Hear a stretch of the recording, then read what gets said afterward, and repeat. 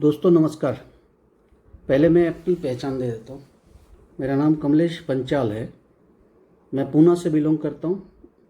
वैसे ओरिजिनल गुजरात से हूँ और मैं नंबर ऑफ़ कंपनीज़ का मालिक हूँ। मैनेजिंग डायरेक्टर बोलो, चेयरमैन मैनेजिंग डायरेक्टर बोलो, सीएमडी बोलो हूँ। लेकिन सिस्टम ड्रिवन कंपनी होने के कारण मेरे पास ज़िंदगी में ढेर सारा टाइम है। तो मैं अपने शौक की वजह से ये सब काम में अपना हाथ आजमा रहा हूँ। तो दोस्तों, आज का जो टैरिफ वॉर उसके बारे में चर्चा करेंगे। अब टैरिफ वॉर के बारे में जानेंगे। टैरिफ और उसके वजह से होने वाले वॉर वो हिस्ट्री में बहुत बार हो चुके हैं और ख़ास करके यूरोप में हो चुका है। उस जमाने का शहंशाह नेपोलियन बोनापार्ट अपने शासनकाल 1799 से 1815 के दौरान कई नीतियों के तहत व्यापार और आर्थिक प्रतिबंधों का उपयोग किया, जिनमें टैरिफ और व्यापार प्रतिबंध शामिल थे। और उसमें सबसे प्रमुख नीति थी कॉन्टिनेंटल सिस्टम करके उसने एक लगाया था और 1806 में बर्लिन डिक्री के माध्यम से लागू किया गया था। इसका मेन दुश्मन ब्रिटेन था और उस समय की महासत्ता ब्रिटेन को तोड़ना उसका उद्देश्य था।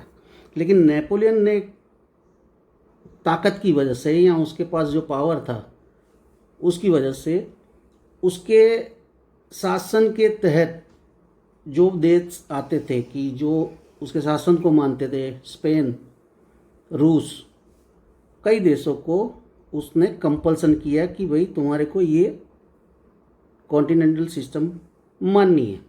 और मित्र देशों को भी उसने बोला कि आपको इसके साथ, ब्रिटेन के साथ कोई भी व्यवहार करना नहीं। अभी इस सब वजह से आज का जो किरदार रूस है, जो आज भी इस सब झमेले की जड़ है, कि जिसकी वजह से अमेरिका और डोनाल्ड भाई ने सब दुनिया भर के टैरिफ दुनिया के देशों पे लगाया और रूस को इस कॉन्टिनेंटल सिस्टम से बहुत नुकसान हो रहा था।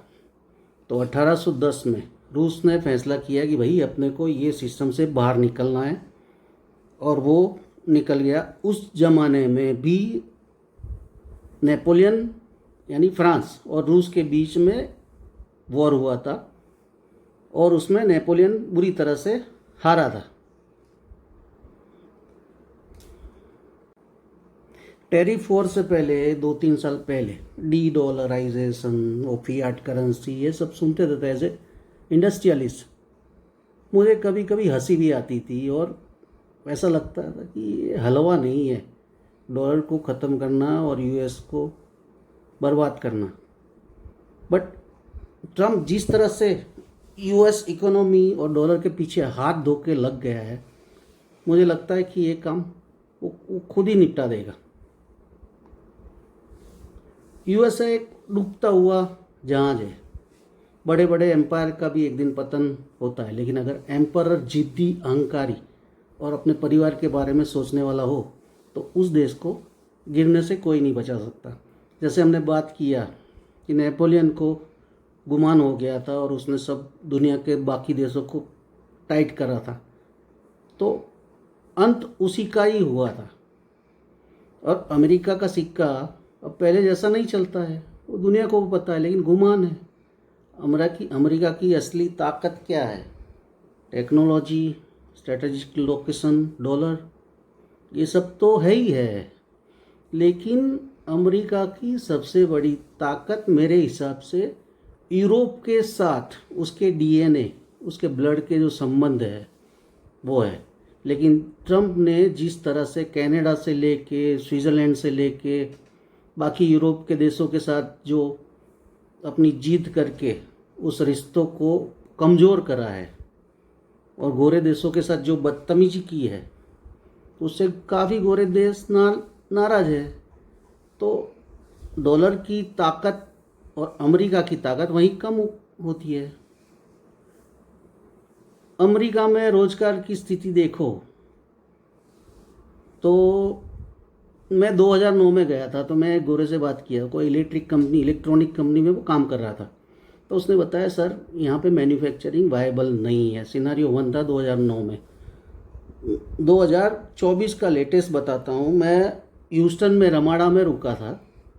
वहाँ पे करीब करीब 150-200 लोगों की सीटिंग का एक रेस्टोरेंट था 5 स्टार होटल में। वहाँ 4 से 5 लोग अंदर रेस्तोरां में खाना खाने गए तो बाहर बोर्ड लग जाता था कि नो एंट्री। मैंने उसको अंदर जाके पूछा क्यों ऐसा करते हो? बोले हम 2 लोग हैं, एक कुक है और एक वेटर है, और उस दोनों की वजह से ये 150 सीटिंग कैपेसिटी का रेस्टोरेंट चल रहा है। We can't manage.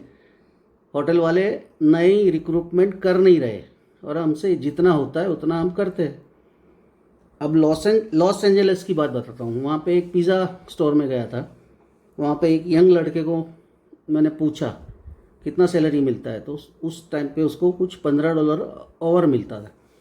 तो मैंने उसको पूछा तेरे चल जाता है गुजर बसर इसमें? तो उसने बोला सर नहीं होता है। लॉस एंजलिस और हॉलीवुड जैसे शहर में $15 ओवर कुछ नहीं होता है। इसमें हमारा घर का रूम का किराया भी नहीं निकलता। तो अमेरिका की स्थिति इस तरह से देखें तो कुछ अच्छी नहीं है। बोलने का मतलब ये था कि अमेरिकन इकोनॉमी अगर कोई चला रहा था छोटे लेवल के काम करके, बहुत लो लेवल के काम करके, तो इलीगल माइग्रेंट अमेरिका की इकोनॉमी को अच्छी तरह से ढो रहे थे।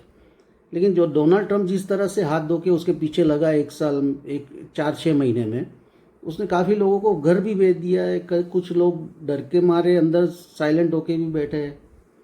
और ट्रंप मोदी जी की जो लोकप्रियता है शायद वो बर्दाश्त नहीं कर सकते, और वो चाहते हैं कि मैं सबसे बड़ा नेता हूँ, वो साबित करने की होड़ में ट्रंप साहब लगे हैं। और नोबेल प्राइज़ की अदम्य आकांक्षा अगर अलास्का में पूरी नहीं हुई तो ये ताकतवर और सत्ता के नशे में चूर नेता दुनिया को पीस करने में देर नहीं करेंगे। भगवान उनको सद्बुद्धि दे।